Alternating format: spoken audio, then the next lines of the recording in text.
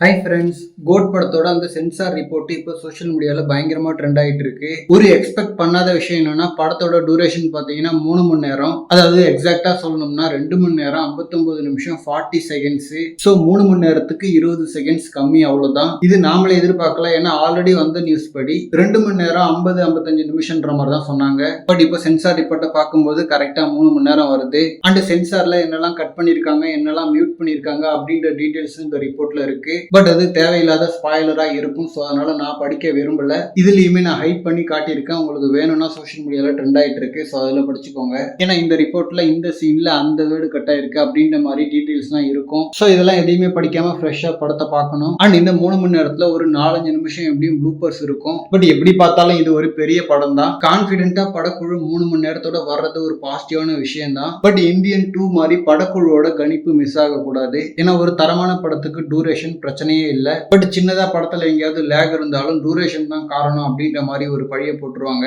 தென் படம் ரிலீஸ்க்கு அப்புறம் 10 நிமிஷம் குறைக்கிறோம், 15 நிமிஷம் குறைக்கிறோம்னு சொல்றதுல எந்த பிரயோஜனமும் இல்லை இந்தியன் 2 மாதிரி. ஸோ சிம்பிளா சொல்லணும்னா படம் ரிலீஸ்க்கு அப்புறம் டூரேஷன் மேல கை வைக்க கூடாது. அதை பண்ணிட்டாலே சக்சஸ். பண்ணிடுன்ற நம்பிக்கையோட வெயிட் பண்ணி பார்க்கலாம். ஓகே ஃப்ரெண்ட்ஸ், இந்த மாதிரி தி கோட் பத்தின ஹாட்டான அப்டேட்ஸ்க்கு நம்ம விஜய் ஃபோர்ட் சேனலை சப்ஸ்கிரைப் பண்ணுங்க. தேங்க்யூ.